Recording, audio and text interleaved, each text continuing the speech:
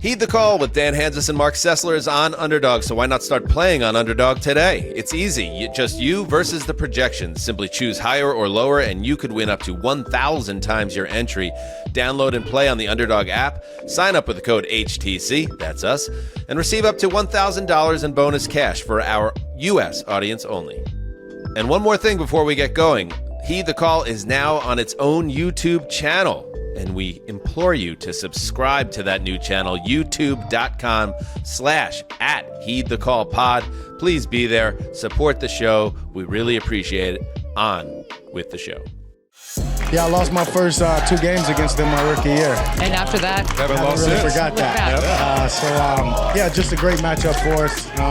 Love coming to New York, playing. The fans travel well. Great atmosphere. Want to keep it going. There he is, Dak Prescott, now 13 consecutive wins over the New York Giants.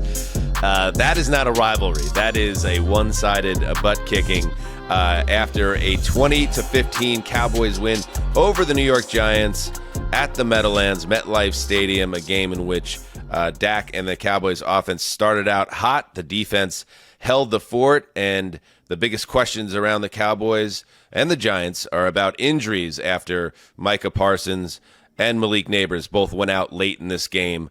Dan Hanzus here, along with Marc Sessler, heeding that call. And Mark, they're not all going to be diamonds. I thought we were going to lose Al in this game. Al was not here for the penalties. Al was damn near, I think he's over 80 years old, and he ain't here to see laundry all over the field on a Thursday night. So that's the other concern for me, that Al's a treasure. A lot of sloppiness in this game, but the Cowboys come out of it with a dub.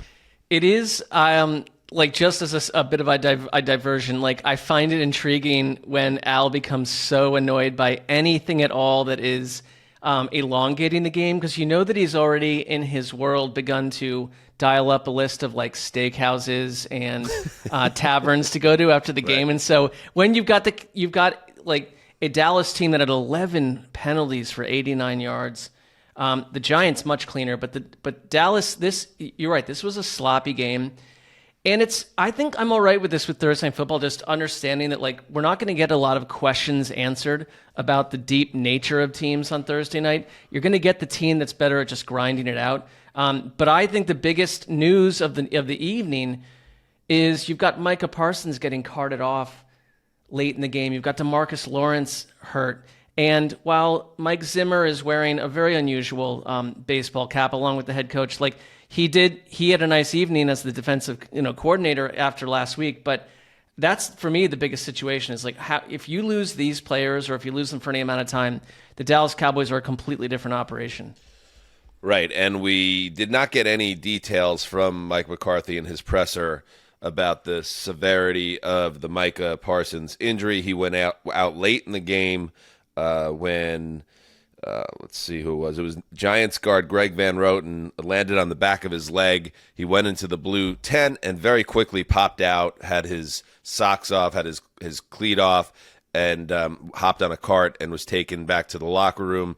The Cowboys get 10 days off now, or at least 10 days before their next game, so there is time for turnaround, as long as this isn't a serious injury for Parsons. But yeah, that's you hold your breath there. DeMarcus Lawrence also ended this game on the sideline with an injury, and one other big injury, Malik Nabers, at the end of that game on a fourth down attempt near the sideline, got shaken up, was down. He kind of landed face mask first at a high rate of speed, so that was ugly, but hopefully he'll be okay, because he had another huge game for the Giants, who have really decided, and Brian Daboll has decided that if we are to win any games, it's just going to be throwing at this rookie wide receiver as much as possible. 15 targets for Malik Nabers, 12 catches for 115 yards. So another big performance. He is off to a pace. We saw Puka Nacua, Mark, last year break all those rookie records. Nabers, as long as he stays healthy, is going to smash all those marks, because this is what the Giants, this is what they're built to do. They had a horrendous game running the football. 24 carries for 26 yards in this game. And in addition to Nabers, Wan'Dale Robinson is getting targeted 14 times in this game. So the cupboard's pretty bare around Daniel Jones, but he has a very special young playmaker in Nabers, and get used to it. That's all I'll say. It does seem that Nabers makes Daniel Jones a more efficient passer, like 2 games in a row. Like his numbers tonight, like he threw 40 passes by the end, but he was like 21 for 23 at some point. I think Nabers left, I think it was a head injury that he left with, so we'll see what goes down with that. I think you're exactly right. Like the Giants' journey is concerning to me because you're in the third year of this, and there are major deficiencies, personnel-wise, and in terms of like you come out of a game like this and you can barely run the ball, and you are reliant on one player, and that's where they are right now. And like Nabers is an absolute star. Like I really just think he's the kind of person that's going to light up the league for 7 or 8 years in a row. But it's not enough for the Giants, and the Giants to me feel a little planless. A little organizationally drifting away, and they're not a relevant team at this point. And the Cowboys came in and took care of business, but like, am I meant to come out of this? And I think most people, like, you're tracking Twitter, like most people are just like, oh, cool, the Cowboys won here. All right. But like, there's not a lot to take away from the Dallas effort either. It's like you went and took care of business. Dak was relatively clean. But they also seem like a team that struggles to run the ball. It was like late in the third quarter, and their leading rusher was CeeDee Lamb with 10 yards. So it's like this is a team that also, like, if you want to get into the deep darkness of the season, into when the weather gets rough and stuff, I don't trust Dallas to be any different than an average type of team. And this tonight is like you'll win this game, but then like you're going to be challenged a week from now. What resources do you have to get out of trouble? Yeah, I think style points are not necessary on Thursday. I understand it. It's like you're right. It's the way that the league has set up this schedule. These players are just grinding through it, and if you could survive it without losing half your roster, and the Giants and the Cowboys are both holding their breath with some of their star players, you consider it a victory. I think, yeah, we'll see about the Cowboys. I certainly am not here for any takes in the morning about how the Cowboys have fixed their defense or whatever. Yeah, they held the Giants to 5 field goals, but this is the Giants team that we just told you is very limited in terms of the scope of their offense and the ways that they can beat you. So the Cowboys still have a lot of questions have answered as things move forward. But it was good, I thought, in terms of what was progress for the Cowboys. Yes, the defense did keep the Giants out of the end zone. That's progress after the grisliness of the last couple of weeks on that side of the ball. They made some big plays in the secondary finally, including the game-icing interception, which, by the way, I hated that last Giants drive. Let's just get into that a second. So Brandon Aubrey, shout out, unbelievable again, is an absolute assault on the record books and what we thought a kicker was capable of. He hits his first 2 kicks in this game, first from 40, and then he bangs a 60-yarder. And it's like hitting a 60-yarder in the Meadowlands, an outdoor venue where the wind is known to swirl. He just cuts right through everything, splits the uprights. But he does miss a 51-yarder in the final minute, and the Giants are set up at that point. And I just hated the way that last drive played out. Let's see, they 3 plays, they take over. I know there's only 28 seconds, and there's no timeouts left. So obviously they're up against it. It's a 5-point game. Weirder things have happened. Put it that way. Yeah, they're at their own 41. Absolutely, they're at their own 41. Daniel Jones shotgun drops back. Wan'Dale Robinson it's a little bit of a Minneapolis Miracle scenario where the Cowboy in coverage, Nealand kind of got out of position where he's going out for an interception, and Robinson just not very competitive on the route. A better wide receiver, Malik Nabers makes that catch, put it this way, but Robinson not making that catch. Second down, it's a bad kind of desperation heave on the right side, incomplete, and then on 3rd and 10, just like a long, lofted interception down the right sideline. I know they were in trouble, but how about a couple bing, bing, bing receptions that get you on the other side of the field and make that interesting. There was a hopelessness, I thought, even to that last stretch. It was like, that man, the Giants are going to be hard to watch this year. I think that's well said. It's like, again, it's like I always thought that the Brian Daboll experience would be similar to Buffalo, where you've got a mobile quarterback in Daniel Jones. I know he's not Josh Allen, but you've got 2 or 3 off seasons to build around him. And here we are. And there's very little hope at the end of that game that New York's going to do anything or that they're going to mean anything. And they can't get out of their own way. They're a field goal offense. They have been, if you look like this entire, like in 3 of their 4 games, they have been a completely field goal offense. And I'm not sure what vision is involved in that. I'm really not. And I think, like, you know, you're making things easy for a Dallas team that against a better opponent tonight would have been vulnerable. They would have been vulnerable, but the Giants don't present that kind of a problem.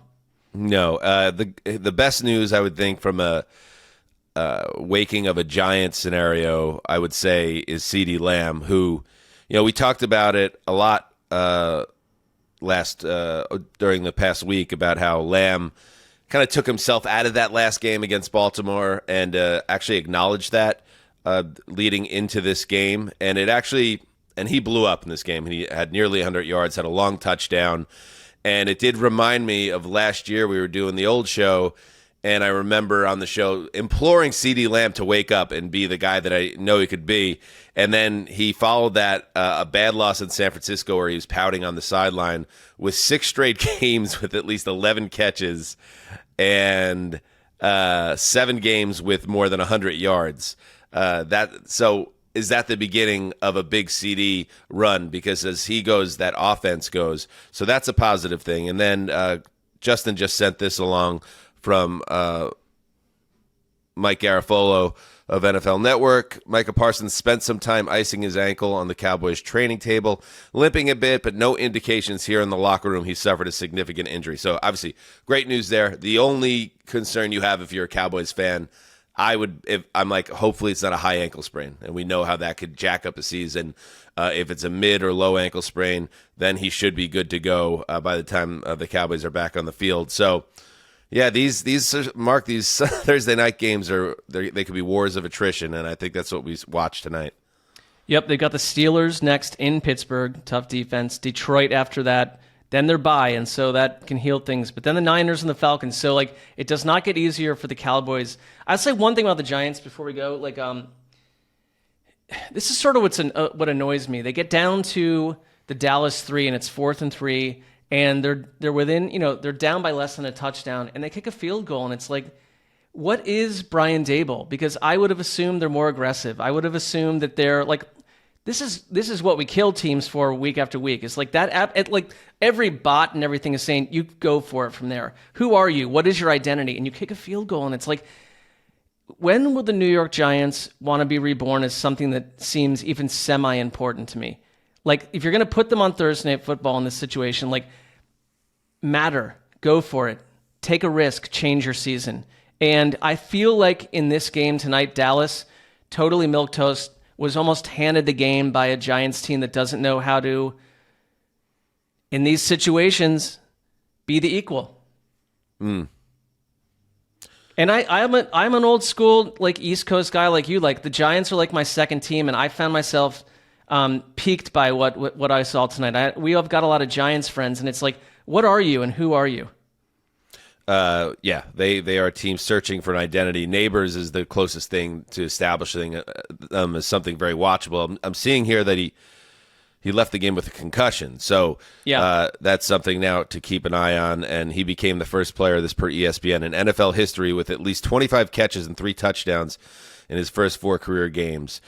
So, you know, obviously a really special start, but they're going to need more. They're going to need more than Nabers to make this a team that's contending on any level or is even watchable, because I wouldn't say they were very exciting in that regard on You know what Thursday was, though? night. Like, I love that it's 2024, and as we get to the end of the game here, they are promoting the J.C. Penney post-game show. Like, what? Like I know that store still exists in our society, but like, J.C. Penney does a post-game show at this point. Like that's it just sort of is I don't really have a J.C. Penney take. Isn't that like a major retailer? I mean, I feel like it's like, hey, the only place you can go find J.C. Penney like is in a mall that's like half shut down in like Paramus, New Jersey, or like Central Iowa. Yeah, like, no, that's the company that's like. But you're right. Is it it's not a hot take or anything. It just like seems like a bit of an antiquated like sponsor type item, but. I didn't think we'd be talking J.C. Penney tonight, but it wasn't a great game. Speaking of the Amazon coverage, can you pull up a tweet I had earlier tonight? You've not been a fan of this show first. I mean, let's count them. We got 1, 2, 3, 4, 5, 6 people at this desk. Totally for absurd. Amazon for the coverage, the pre and post game and halftime coverage. Like, how is anyone able to have a conversation? Now, we do a show.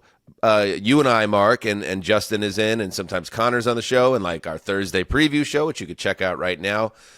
Mike and Jordan Rodriguez join us. 4 is a lot, right? I'll never forget when Chris Mad Dog Russo, we met him for the first time at Radio Row, and it was when Chris was still with us, and after we wrapped up, we were just making small chat with Mad Dog, and he famously, of course, did the radio show with Mike Francesa, Mike and the Mad Dog. So they broke up, and there was an acrimonious breakup there, and he was like, "There's 4 of you, huh? Oh, that's hard. Yep, good for you. 4, huh?" Now 6 people. How can anyone have a conversation when there's 6 people on that desk? It's rubble. It's totally absurd. And like my mind goes to the same place because we did owners meetings. That's terrible. Yeah, we did owner meetings chats. I remember we had like Andy Reid in once, and it was like we've got 8.5 minutes with Andy Reid, and there's 4 of us. And not all 4 of us are going to speak equally. We know that how the show works. So it's like you are literally wrestling psychologically with the people on your own show to get even a word in. And so there were like interviews where like I remember one where Wes didn't even speak. And like that's just how it works. So it's like the idea that 6 people are gonna have a functional conversation with like Dak Prescott at the end of the night. Like, can you prove to me that Tony Gonzalez opened his mouth today? Like, could you actually prove it to me? I don't know if anyone is paid more to, and I'm not he does what he does, and he is an all-time player, and he does quality work, I'm certain, but like I don't remember anything he said in the last 15 to 20 years, but like he is getting paid a lot of money to simply sit there as a beefy human. Like, I guess that's the job. I'm not sure what the job is. Is that the job? I don't know. There's just a lot of people on that. Yeah. On that desk. No, it's packed. All right. By the way, Justin, where's Gravedigger? Gravedigger, come on, bud. I mean, don't we have something we want to share with the audience? I want you jumping in. We do. Yeah. We did it. And by we, I mean you guys, the listeners, the audience, maybe the viewers, actually, because if you're on YouTube, I mean, maybe you're just What listening. What is this higher register you now speak in? Is this something has changed since the last time that you were with us? It's my excited and proud of the audience voice. Oh, higher register. That's sweet. You guys got us clear of the 10K mark before we taped the Thursday preview show, which was the goal that we put out on Wednesday, which wasn't a lot of time to get to 10K. But you guys did it, and we forgot to mention it on the Thursday preview show. But here we are, still on Thursday recording. And shout out to the listeners, the viewers, the audience for pushing us over the 10K mark. But guess what? We're never satisfied. So let's get to 20K now.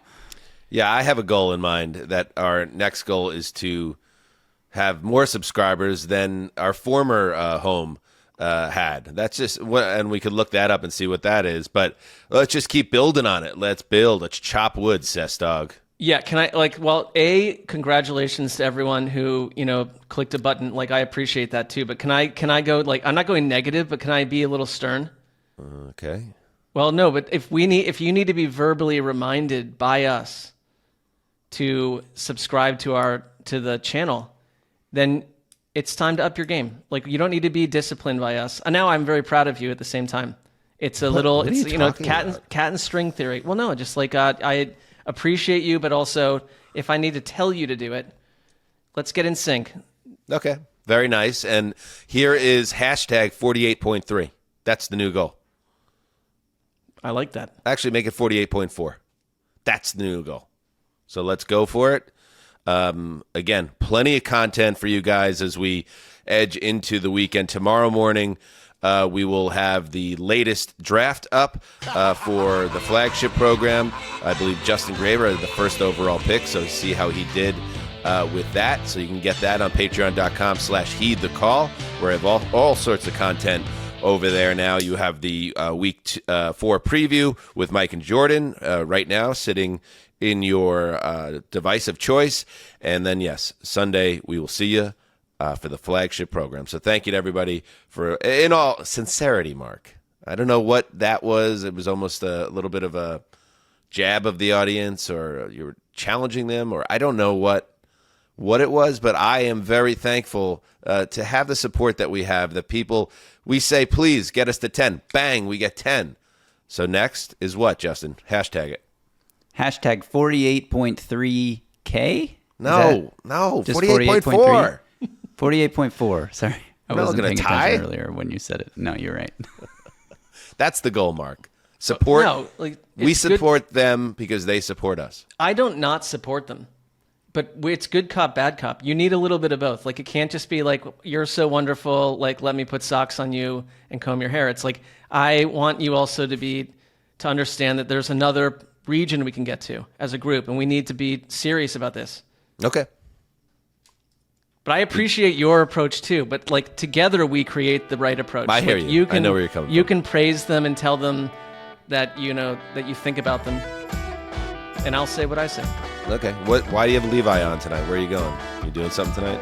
Take it easy, Mark. Just Nowhere. Like, no, it's come on. It's week 4. We got a lot of season ahead of us. What do you a sex addiction? You got a problem with sex?